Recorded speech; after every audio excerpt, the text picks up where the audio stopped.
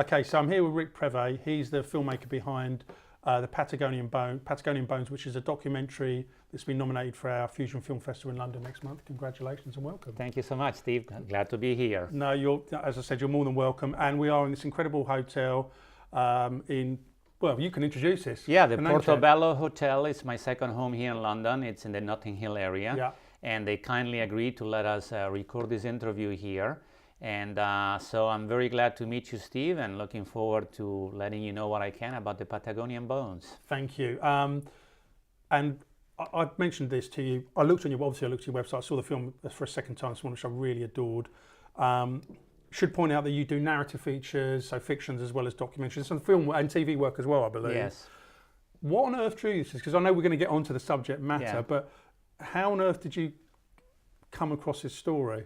Well, you know, most of the good stories I find, I want to say they are by chance. Yeah. But in reality, it's not that, because I think that I travel a lot. I've been to about 70 countries in the last 10 years.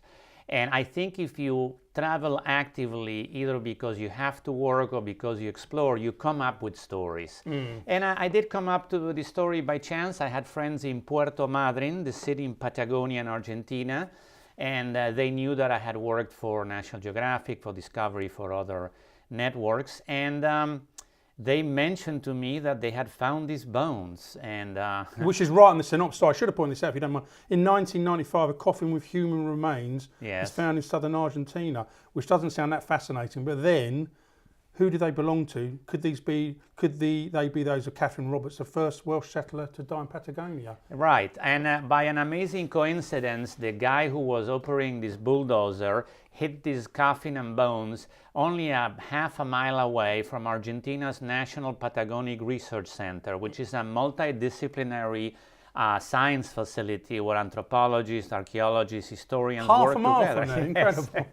So the guy immediately knew somebody who knew somebody, and two women, an archaeologist and an anthropologist, Julieta Gomez Otero and Silvia da Hinten, came over, and they were, you know, the top experts in the field about identifying human remains in Patagonia. So it was really amazing that the discovery happened so close to this the place where these two women worked. Yeah. And then they were joined by Fernando Coronato, who's a historian, Argentine historian, but he's married to a Welsh descendant. He speaks Welsh, and he's the foremost expert on Welsh history in Patagonia.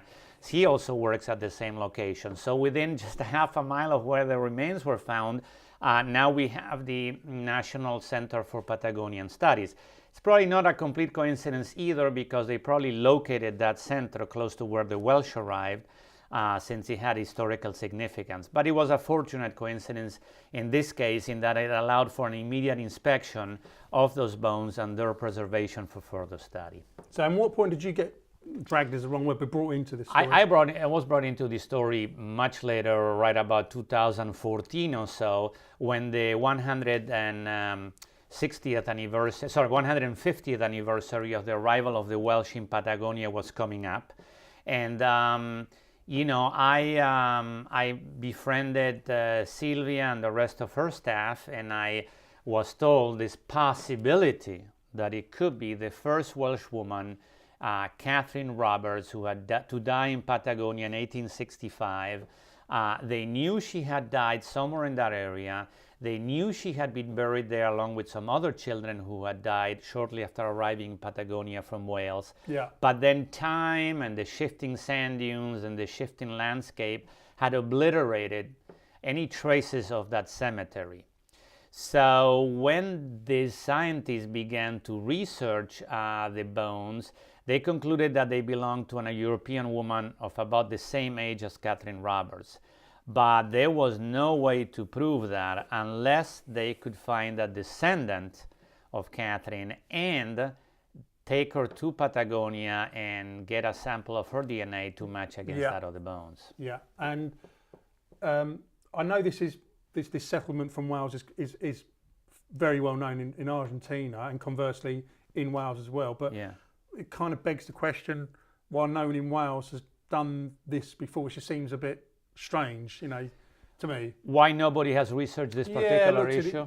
Well, I mean, I think it just was a little bit forgotten, and the impetus came from two reasons. One, the 150th anniversary, which rekindled the interest into this Welsh diaspora and this movement of the Welsh, a unique movement really in the sense that they had priorly emigrated to the US, to Australia, to Canada, but their goal had always been to preserve their culture, in particular their language, and arriving in English-speaking communities, they had lost that culture. They had blended in with the English-speaking local population. While the unique case about Patagonia is that when they arrived, there was nothing and nobody there, just a desolate coast. And so they were 1,000 miles from the nearest settlement where people would speak any kind of English. And so this allowed them to preserve their culture over the centuries and preserve the language up to the present time.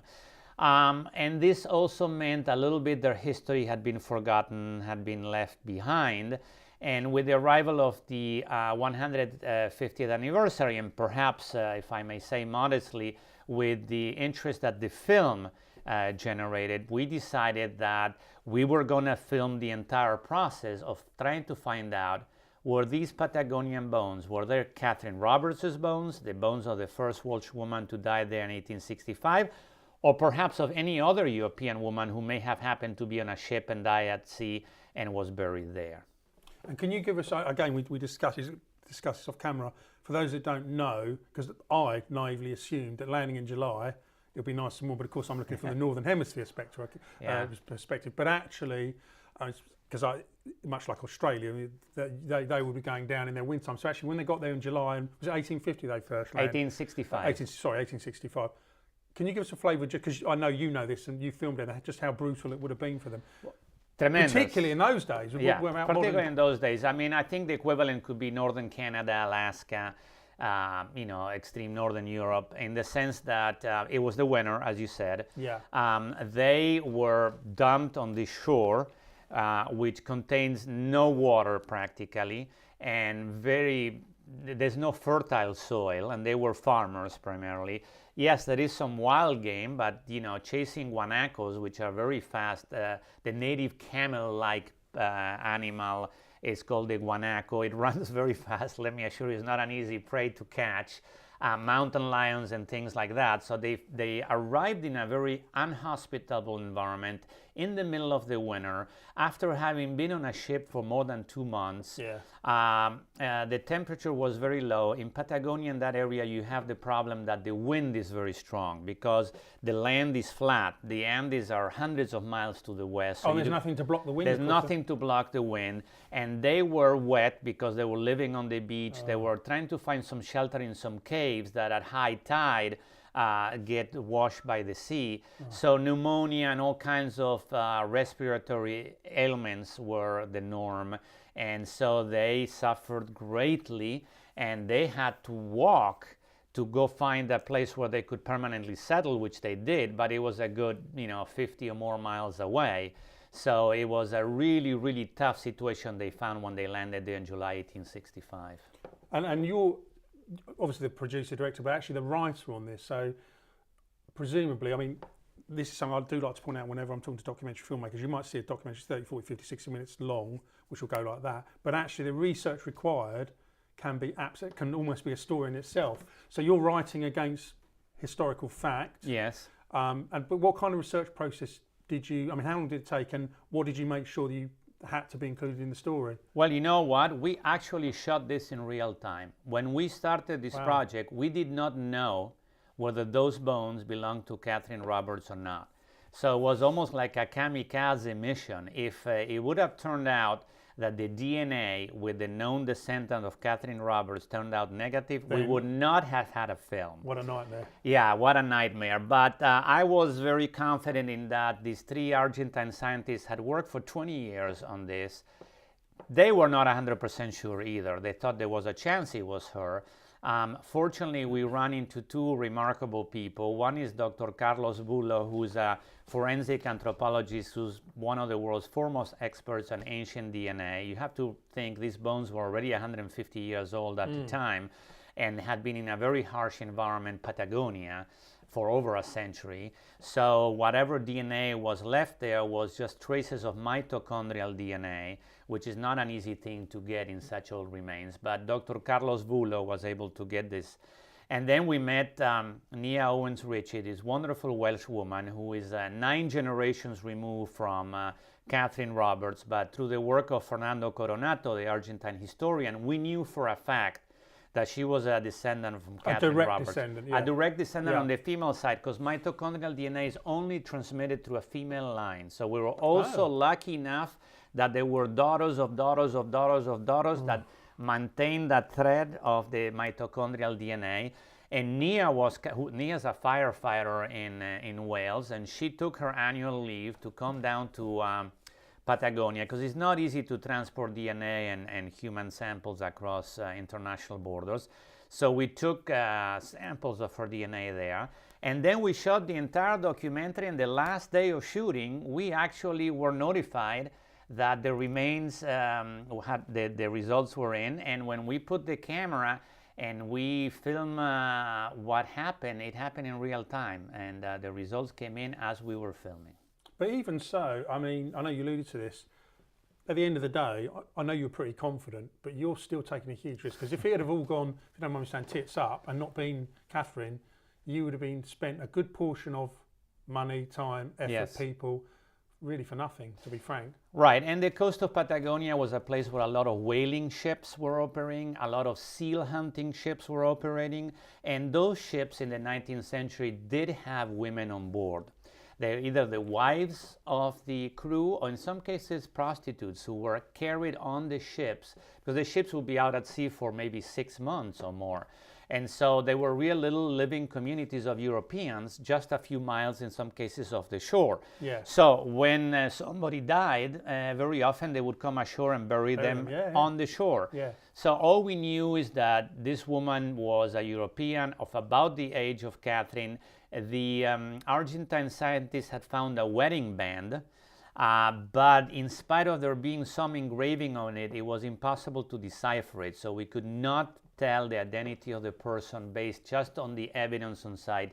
It was key to get the DNA. And so Nia flew down. We took her samples at the beginning of the shoot. Then we sent them for analysis at a lab, and then we just kept shooting the film and all the background on her meeting with the local Welsh community until the last day, and then we really did not know what was going to happen. And when you're making a particular documentary, and I'd like to compare it to your filmmaking process for a fictional film. What I mean by that is, with a fictional film, you can add drama to it. I mean, it's the whole point, isn't it? I mean, you can spice it and make it. But with a documentary, it's a little bit different, because you're working against known history. So how do you make it, not exciting is the wrong word, interesting to people to watch? Well, you know what? There's something magic about documentary filmmaking. I've never had a documentary filmmaking or film project where something unexpected and far more exciting than I had ever imagined actually didn't happen. You cannot produce and film a documentary just going out there with a camera at random and seeing what happens. You have to have a plan. We don't write a script like in fiction, but we write a treatment, and we know where we want to go. We do have a thread. Documentary has to have an increasing narrative tension. It has to have a beginning, a middle, and an end, like a fiction work. But always amazing things happen. You meet amazing characters.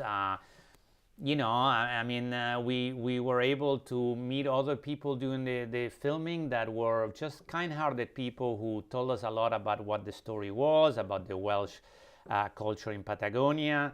And I think if you put your heart and soul and you put your passion in it, the documentary will pay you back. There is something like, the documentary is almost like a live entity that grows with you, and is not a fixed matter. Always something interesting happens. So I suppose the $64,000 question is, do you prefer making documentaries or narratives? And you're probably going to say you love them both equally. Yeah, I love them both equally, and I like very much playing with the interaction of the two.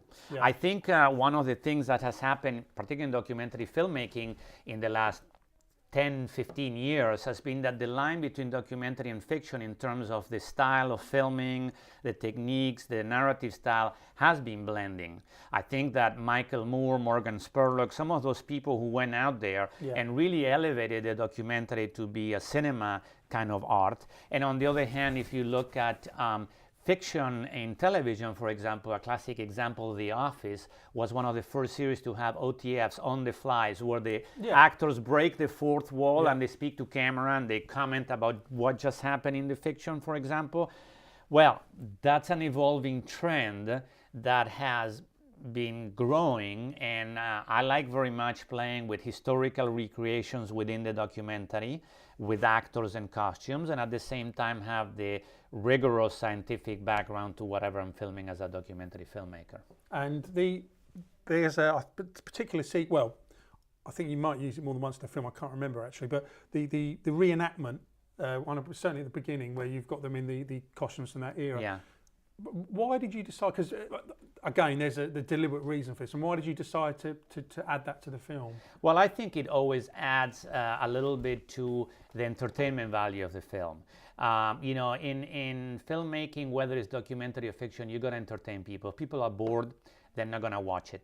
And I think it, you know, we always trying to run away from what we call the talking head syndrome in documentary filmmaking, which is putting a character in front of a shelf of books and just having them talk. So when people see things, when they see Catherine Roberts, how she may have been, how her children may have been, how she suffered when she was dying, that's a much more powerful narrative tool than a doctor talking about somebody suffering when they're dying. Yeah, because I suppose it's the visual aspect is there, isn't it? And suddenly film or television, it's a visual narrative language. You know, you gotta show things, not talk about things. And are you inundated with ideas or projects? And if that's the case, how do you choose the project you want to work on? Well, I say that all project ideas I receive, I divide them into two groups.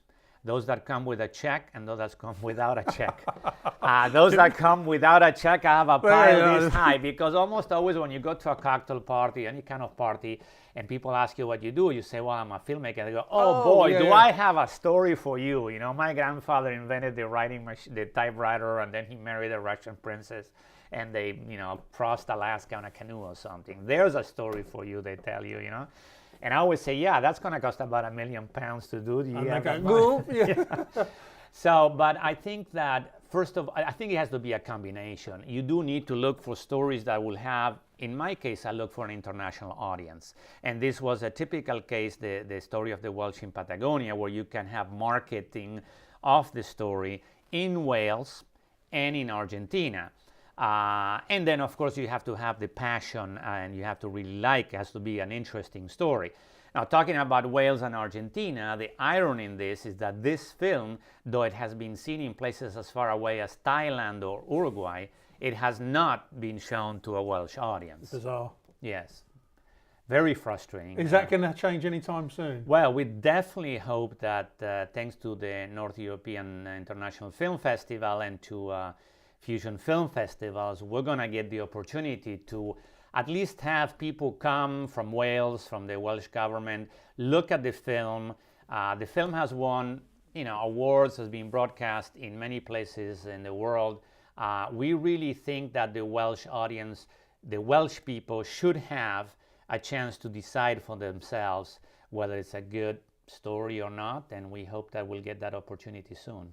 Thank you. And I think, although you mentioned about how the projects, obviously they need to spark something in you, but even though someone may come to you with a great story, and this one is a case in point, I dare say it's not a 5-minute decision. I guess you have to go through the ramifications. Yes. So how long, from that initial that you knew about it to actually saying, okay, to green lighting this, how long did that process take? 5 years. 5 years. I think I began to really look at the story in 2010. Yeah. And I tried to ponder a little bit the possibility that it was Catherine and the feasibility of matching DNA, because to find a woman like I found in Nia, who was 9 generations removed, but a known descendant of a person whose bones may have been in Patagonia, that was a rather unique case.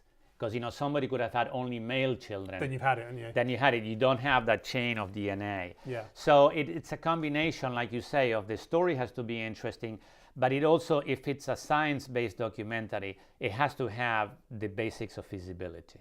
And what's, as we would say, next on the Oki? What's next? Can you talk about your future project? Yeah, I just finished a feature documentary, an hour and a half, called Coming Home, which also involved identification of remains in Sudan, in an island in the middle of the Red Sea, following the sinking of an Italian submarine in 1940. We identified the remains of an Italian submarine sailor, and we brought his remains back to Italy after 5 years of work. And we've done this film called Coming Home. And right now I'm considering moving forward with a project, again involving the UK and Argentina, but I would like to hold off on telling you that until I develop it a little bit more.